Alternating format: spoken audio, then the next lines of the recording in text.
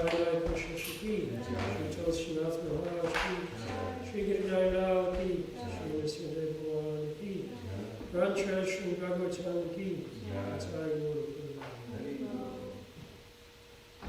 Do I need the microphone? Yes, you should see it.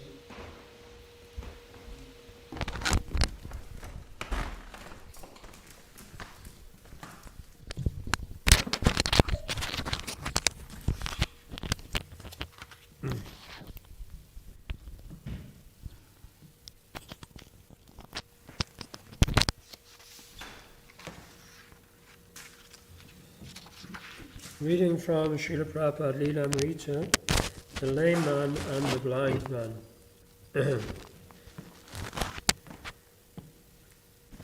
That means that even the poorest man in the world can worship God. There is no hindrance, ahoitaki apratihata. Devotional service cannot be checked by any material condition. There is no restriction of caste or creed or country, nation. Anyone can worship the Supreme Personality of Godhead according to his means. And our Krishna Consciousness movement is a propagation to teach people how to worship the Supreme Personality of Godhead. This is our mission, because without relationship with God, without reviving our eternal affinity with God, we cannot be happy. All living entities, Prabhupada explained, are children of the Supreme Father, Krishna or God.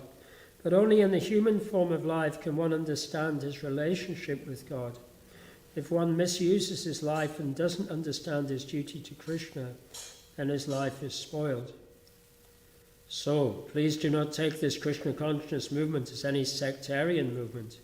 It is the science of God. Try to understand the science of God. Either you accept it directly, or you try to understand through philosophy and science. We have got so many books. Kindly take advantage of this movement. Why we are distributing so many literatures? Soberly and with calm head, try to understand this movement. This is our only mission. Thank you very much. As Srila Prabhupada left to return to the temple, prasadam distribution began, and the dramatic actors prepared to go on the stage with their rendition of Kali and his consort, Sin. Srila Prabhupada ki.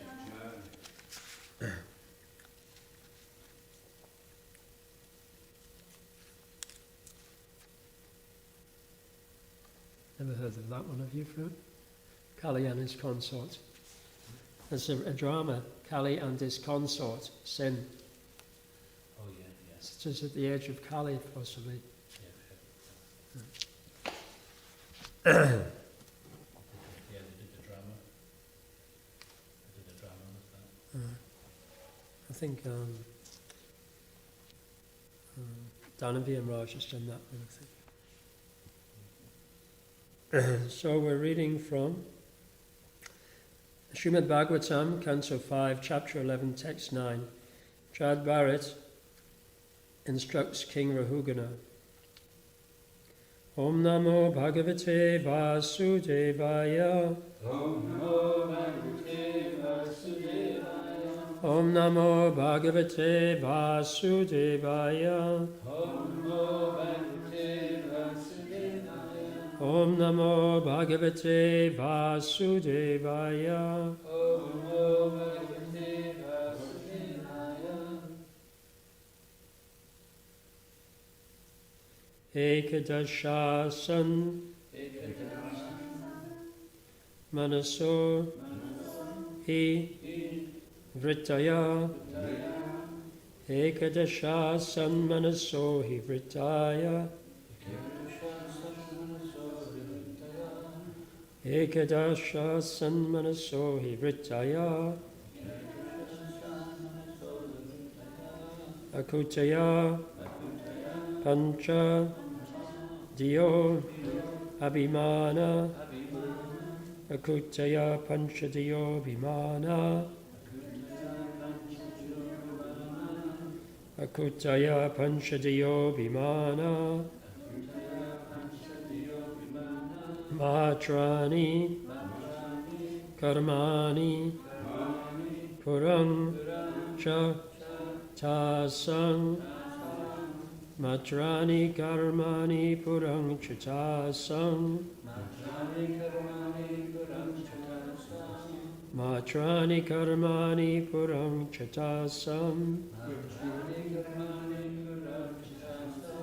Vedanti Haikadasha Vira Bhumi Vedanti Haikadasha Vira Bhumi Vedanti Haikadasha Vira Bhumi Ekadasha Sanmanaso Hivritaya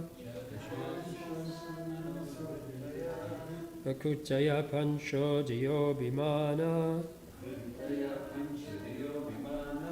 Matrani Karmani Puram Chitasam Vedanti Haikadasha Vira Bhumi Ekadasha Sanmanaso Hivritaya Akutaya Panchadiyo Bhimana Matrani Karmani Purang Chatasam Vedanti Haikadasha Vira Bhumi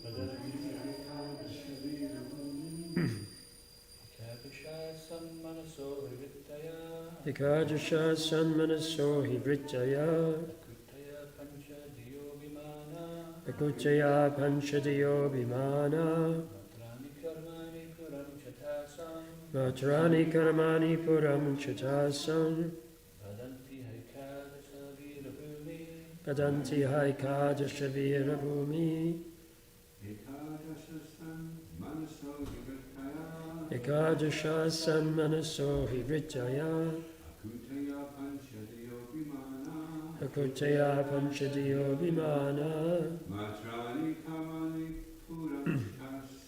Matrani Karmani Puram Chatasam Vedanti Haikadasha Vira Bhumi Vedanti Haikadasha Vira Bhumi Ekadasha Sanmanaso Hivritaya Akutaya Panchadiyo Bhimana Matrani Karmani Puram Chatasam Vedanti Haikadasha Vira Bhumi Ekadasha 11 Asam there are Manasa of the mind He certainly Vritaya activities Akutaya senses of action Pancha 5 Diya senses for gathering knowledge Abhimana the false ego Matrani different sense objects Karmani different material activities Puramcha and the body society, nation, family or place of nativity Tasam of those functions Vedanti they say Ha Oh Ekadasha 11 Vira O hero Bhumi fields of activity. There are 5 translation. There are 5 working senses and 5 knowledge-acquiring senses. There is also the false ego. In this way, there are 11 items for the mind's functions. O hero, the objects of the senses, such as sound and touch, the organic activities, such as evacuation, and the different types of bodies, society, friendship, and personality, are considered by learned scholars the fields of activity for the functions of the mind. Please repeat. There are 5 working senses There are 5 working senses and 5 knowledge-acquiring senses. and 5 knowledge-acquiring senses. There is also the false ego. There is also the false ego. In this way, In this way, there are 11 items there are 11 items for the mind's functions. in the mind's functions. O hero, O hero, the objects of the senses, the objects of the senses, such as sound and touch, such as sound and touch, the organic activities, the organic activities, such as evacuation, such as evacuation, and the different types of bodies, and the different types of bodies, society, friendship, and personality, society, friendship, and personality, are considered by learned scholars are considered by learned scholars the fields of activity the fields of activity for the functions of the mind. for the functions of the mind. Purport by Srila Prabhupada. Srila Prabhupada ki. The mind is the controller of the 5 knowledge-acquiring senses and the 5 working senses. Each sense has its particular field of activity. In all cases, the mind is the controller or owner. By the false ego, one thinks oneself, the body, and thinks in terms of my body, my house, my family, my society, my nation, and so on. These false identifications are due to the expansions of the false ego. Thus one thinks that he is this or that. Thus the living entity becomes entangled in material existence.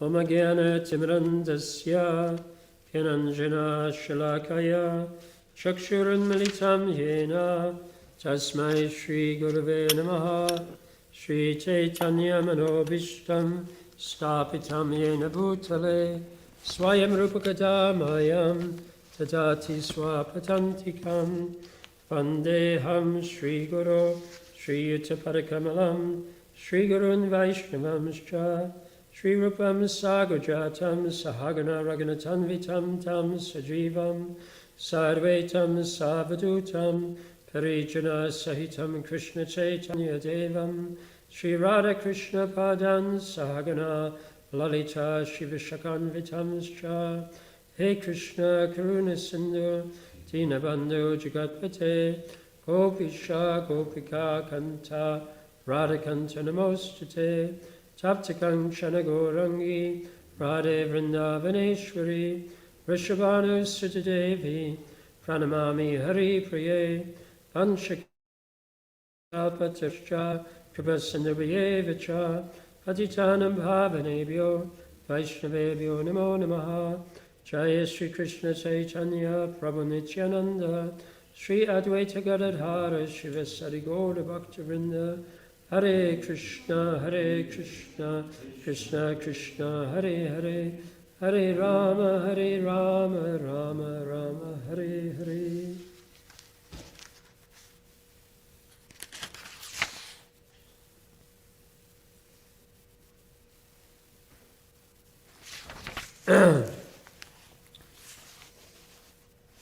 So in this verse and in the purport, Srila Prabhupada describes how the living entity, by falsely identifying with the different bodily functions and the senses and the different aspects of the intelligence and the false ego, and all of that false identification is facilitated by the mind, or that false identification, beginning with the body, how it expands, potentially into the whole universe, so that the living entity, beginning with their determination to enjoy through their own body,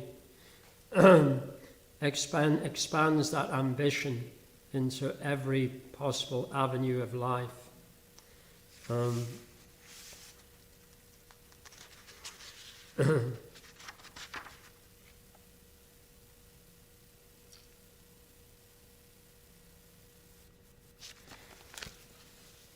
so to begin with, the verse analyzes the very close bond that the living entity creates by misidentifying.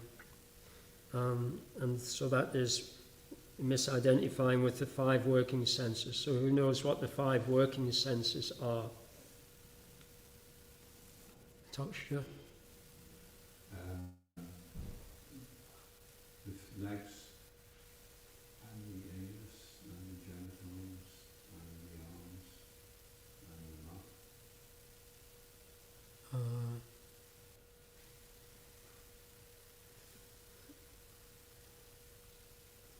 Yeah, there was the genitals, the anus, the hands, the legs, and is it the stomach? Yeah, stomach, yeah. And then the 5 knowledge acquiring senses are, any of the ladies know? 5 knowledge acquiring senses. Sorry? Yeah?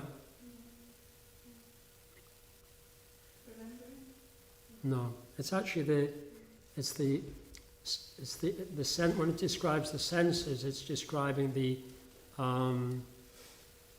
parts of the body through which hearing, tasting, smelling, seeing and touching are enabled. So that's the eyes, the ears, the nose, the tongue, and the sense of touch. What's the sense of touch? Skin. Skin, yeah. So in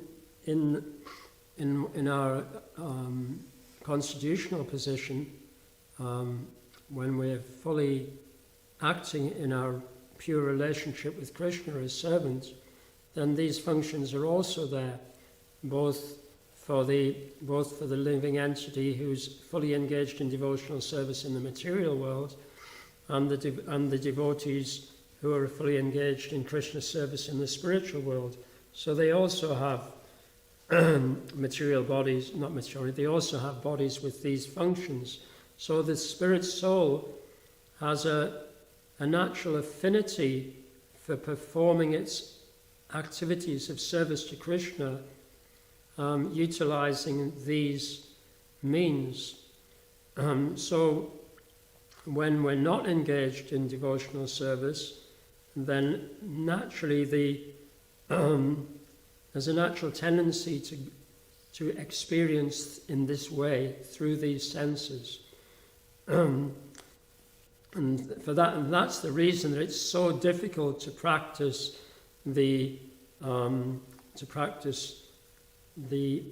neti process, or the practice of pratyahara. Pratyahara means completely shutting down engagement in sense activity, to attempt to be able to meditate on the super soul within the heart.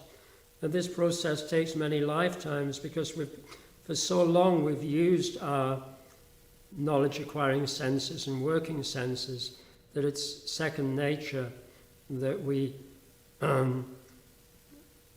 extend our consciousness through those senses. And then here it's described that we also extend our consciousness into different bodies, society, friendship and personality. And these avenues of sense gratification are considered by learned scholars the fields of activity for the functions of the mind. So it's interesting, this word field, it's used like in a sense of like scholarship to mean the field of study or a field of expertise. So all of those fields of scholarship, all those fields of expertise, they're all expansions of the living entity's attempt to enjoy through his body, and then when that attempt to enjoy through his body is frustrated, then the living entity attempts to enjoy through other fields over which he'll have less control. So then to be able to try to satisfy his desire to enjoy through society and through family, or through a particular academic discipline or through a particular artistic preference, then he needs to interact with other living entities who've got similar desires. But because nobody's got exactly the same desire, because we've all got a unique relationship with Krishna, so it becomes more and more complicated. And then even people who start out in life with very similar goals, wanting to maximize, like say, the well-being of their family or the well-being of their society, but because they all see things in a slightly different way, because they're all individuals, then the more they attempt, the bigger the circle that they try to expand their consciousness into, and the more they deviate from one another, and the more conflict is there. So this is where this expression comes from.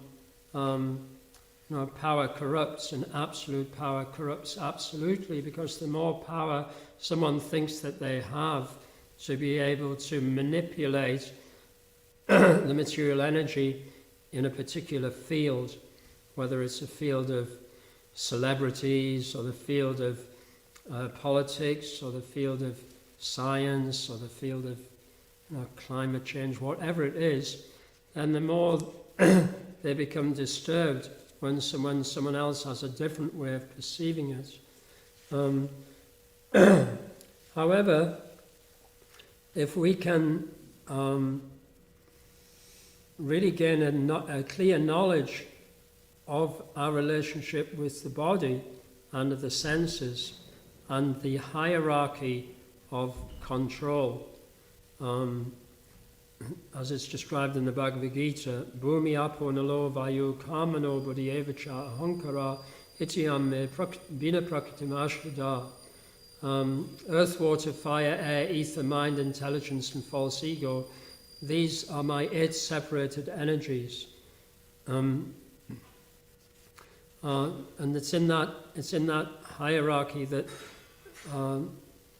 the soul is in closest contact with the ego, and if the soul is not connected with Krishna, if the soul is not focused on serving Krishna, either by the mercy of the spiritual master, engaged in various activities of the working senses, or perhaps engaged by the spiritual master in meditating on Krishna within the heart, in whatever way that connection is there. So if that connection is not there, then the living entity becomes connected through the false ego to first the intelligence and the mind, and then the ether. So the ether is the, like in IT language, the ether is like the interface between the mind and the physical elements. And just like on a computer, you have various software which enables the computer to communicate with printers and other devices. So the ether is that energy which enables the subtle body, the mind and the intelligence, to communicate with the physical body. And the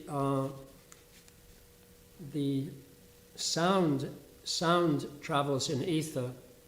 So sound is the medium by which thoughts and desires and intentions can become manifest on the physical platform. That's why sound is sound is very powerful, in the sense that it can activate people's desires and fears and emotions. And so if it's used by the wrong people, then it can create disturbance and addiction. But if it's used in the right way, then it can cure disturbance and cure addiction. So it's the understanding of how these elements interact is very important.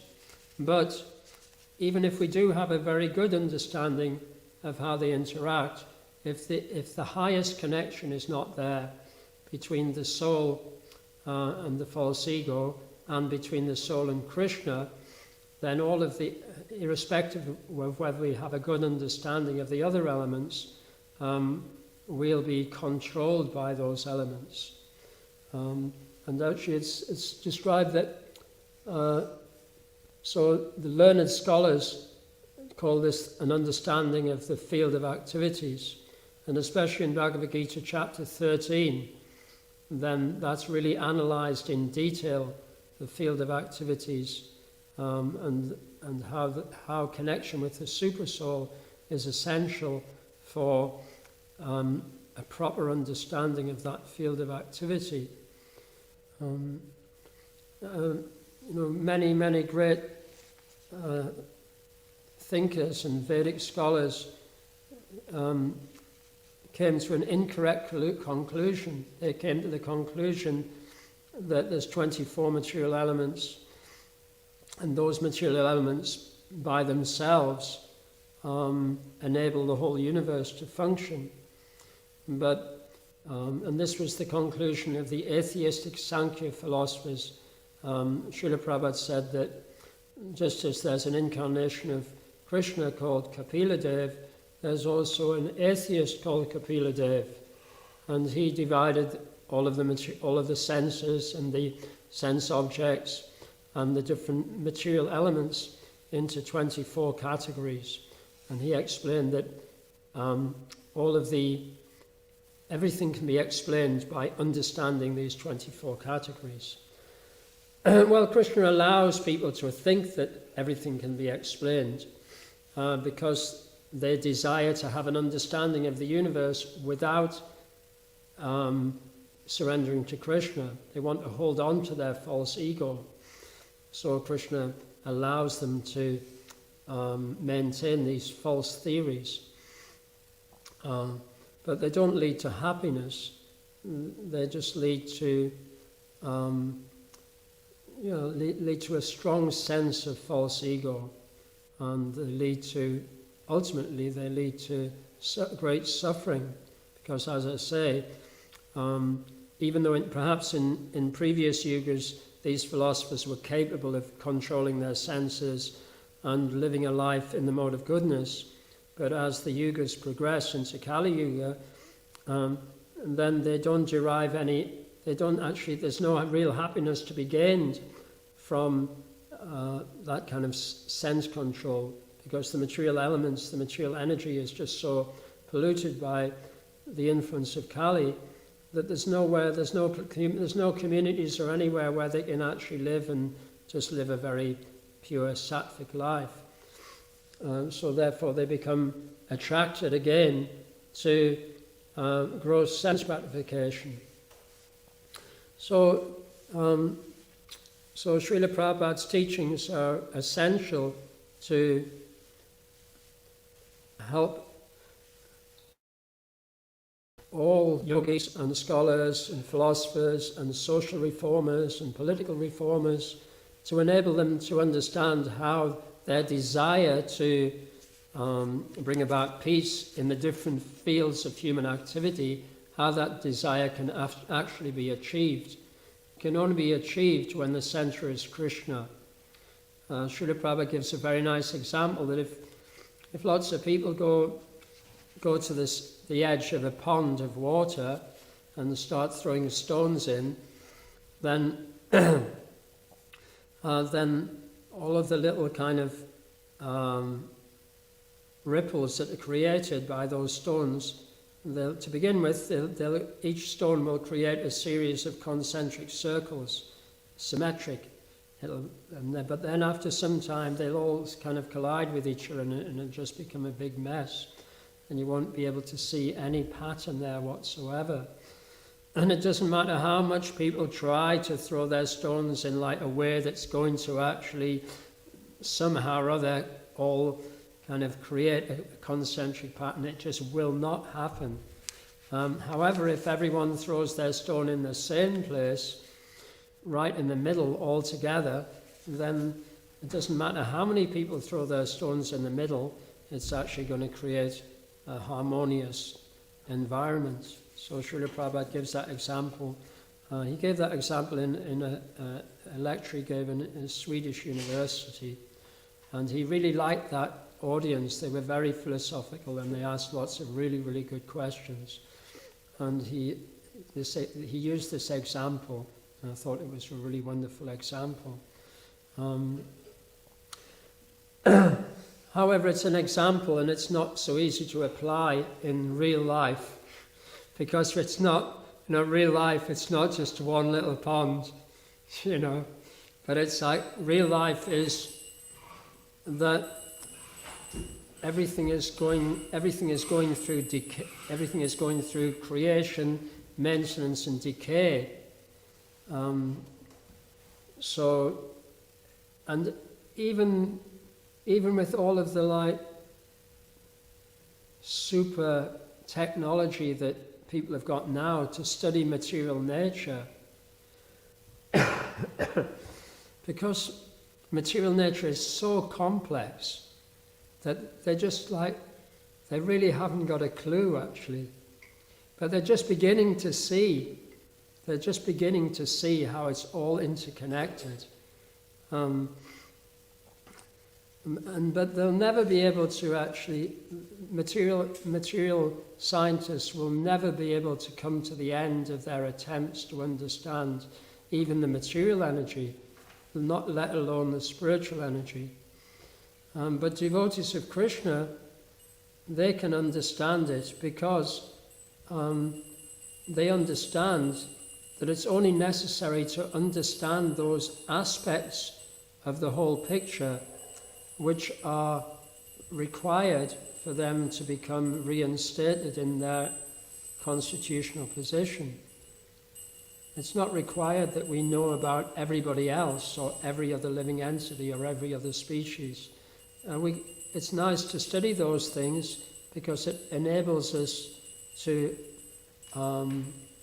capture the minds of people who are still very much absorbed in those activities. And also it enables us to kind of reel in our minds from aspects of life that we become very attached to. So it enables us to practice yukta vairagya. So it's good to have knowledge of things that we have a very deep interest in, but not at the expense of minimizing our knowledge of the essential process of bhakti yoga. Because once we actually become reconnected to Krishna, to the Super Soul and to the spiritual master through unalloyed devotional service, then by that connection all the knowledge will be revealed in our hearts. Not meaning that we'll understand everything in the universe, but meaning that there'll be no ignorance, because our hearts will be completely illuminated by knowledge.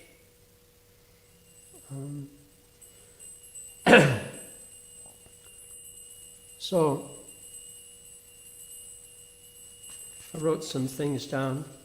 It was interesting in the word for word, Srila Prabhupada, or in the Sanskrit, the word Puram is used for describing the body, society, nation, family, or place of nativity. So Puram means city, and in so this analogy is used in Bhagavad Gita also to describe the body. Can anyone think of the analogy used in the Bhagavad Gita about a city? Toksha.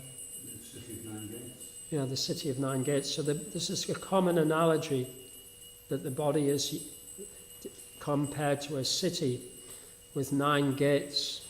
And the gates are the eye, 2 eyes, 2 ears, 2 nostrils, the mouth, the rectum and the anus.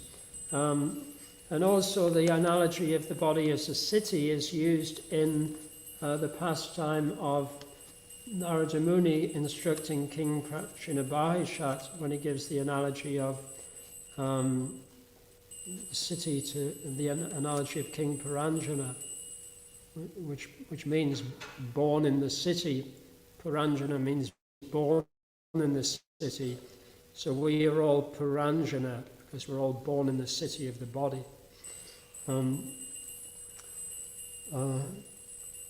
So I was also thinking that Atoksha has been giving us a lot of nice counselling recently about not going beyond our circle of concern. So again, this is like the field. Our circle of concern are those people who share the same values, and therefore we can expect them to behave in a way that we can not control, but at least we can assist. You can work together with people who are in your circle of concern, and they assist each other fulfill the values. And then outside of that field, which is the circle of concern, are various circles of influence, which are like the ripples extending from the stones. So some of those circles of influence, they're our sort of intellectual aspirations to be able to help people outside of our circle of concern. Oh no, it's the other way around, isn't it? Yeah. Circle of influence is the inner circle, and our circle of concern are like perhaps the people who live in Lesmahego, or the people who share the same kind of liking in music as ourselves, or people who like doing the same kind of gardening as ourselves, or perhaps people who we feel like real compassion for in another part of the world. So these are our circles of concern. And only by understanding our relationship with those people who are in our circle of influence can we understand how it may be possible in the future to assist those in the circle of concern. And then I was thinking of like we're talking about body, society, nation, family, or place of nativity. So a place of nativity can obviously mean the town you were born in. It can also mean like the earth, or even can mean the human species. And then family also can mean ISKCON family, Scottish Yatra family. It can mean our biological family. So these are all fields of activity. But unless we have like real understanding of how we're connected and entangled in the body and the mind, the intelligence, then even though we may aspire to have influence on these other fields, we won't actually be able to achieve our ambitions. So, in one way we can increase that ability to positively influence is by prayer. So, because prayer transcends all of these different fields, it can instantaneously connect us to anyone in any of these fields.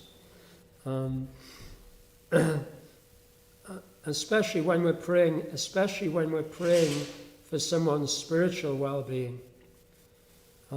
Actually, a lot of people there's a lot of devotees for whom devotees are praying for in the world at the moment. And my Guru Maharaj, His Holiness Sri Brahma Swami, said that when he prays for a Vaishnava who's in physical pain or in some distress, he prays that that devotee can remember Krishna in any circumstance, that devotee can remember his relationship with Krishna, or that Krishna will manifest in such a way that the devotee will remain in good consciousness. So that kind of prayer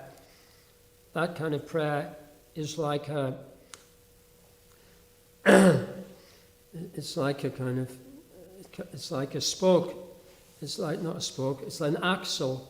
It's an axle which kind of penetrates all the different levels of wheels, all of the different levels of circles. So if you think of, just like as we see in the description of the universe, there's different circles, different mandalas, and then they're all connected by like an axle. So a prayer can penetrate through all of the different fields of activities and give us actual meaningful connection. So I'll stop there. Are there any questions or comments? Prabhupada Prana Prabhu. Yeah, the point made earlier on that sometimes people become expert at a particular subject and then they become disturbed if someone questions them or doubts them. It seems like maybe they're attached to being right and then they can't conceive that they could have been wrong, so they have to fight tooth and nail to not lose an argument. Typically we're going to come across these people because they're institutions of education, as Prabhupada says, they're slaughterhouses of the intelligence, and they may be a bit expert at material things, but expert in ignorance. So how do we convey the message to them without disturbing their false ego? Okay, so thank you very much. Nice question. Well, actually the answer, I can answer this because I listened to a lecture by His Grace Radhika Raman Prabhu, who's it's also called Ravi Gupta, who's was the son of Arada Devidasi. He was a devotee who was born to parents in ISKCON, and he was homeschooled by his parents, and both of his parents were academics. And by the age of 14, he gained admission into a university in the United States. And he graduated at the age of 17. And he pursued an academic career. And he's written many books on Vaishnava studies, and he's a great scholar of Sanskrit. But he associates mainly with non-devotees.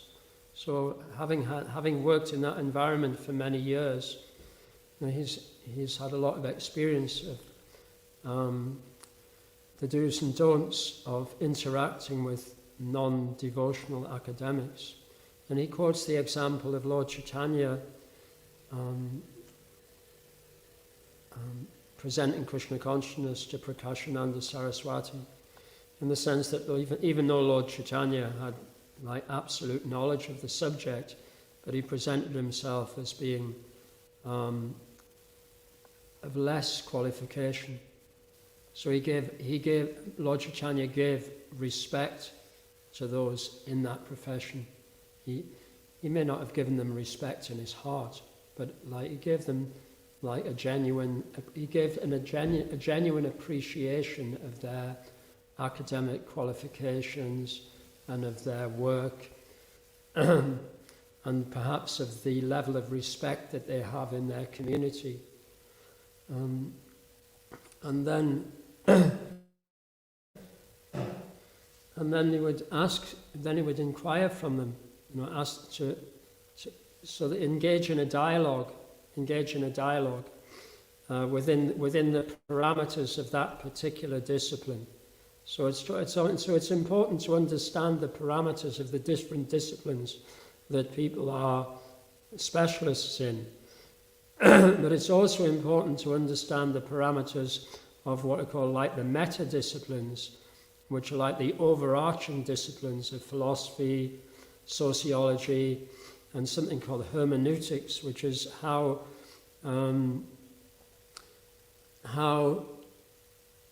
academic literature is kind of processed by the mind. So whatever field somebody is in, whether they're in the field of medicine or in the field of engineering or in the field of botany or literature, they're all at the beginning of at some stage in their academic course, they have to study things like epistemology, which is how do we understand the truth, they have to study moral philosophy, and they have to study hermeneutics, semantics. And in this way you can acknowledge their own expertise. You can acknowledge that you don't have expertise in their field, but you can talk about higher philosophical principles, because they will actually understand those principles. So also again there are many examples in Chaitanya Charitamrita of devotees interacting with intellectuals. And Srila Krishnadas Kaviraj Goswami says that if you're very knowledgeable in logic, then just apply your logic to the pastimes of Lord Chaitanya. You'll find them very, very wonderful. So, we should know. That's and anyway, Radhika Raman Prabhu's given a really, really amazing lecture about this. So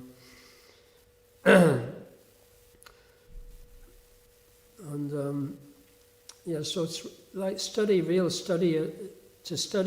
to understand the basic principles of their discipline, and to understand how the basic principles of their discipline are connected to like logic and philosophy. And then to read up on the literature of the Vaishnava literature as to how the Vaishnava understanding of that particular field is complete, whereas a material understanding of that field is incomplete.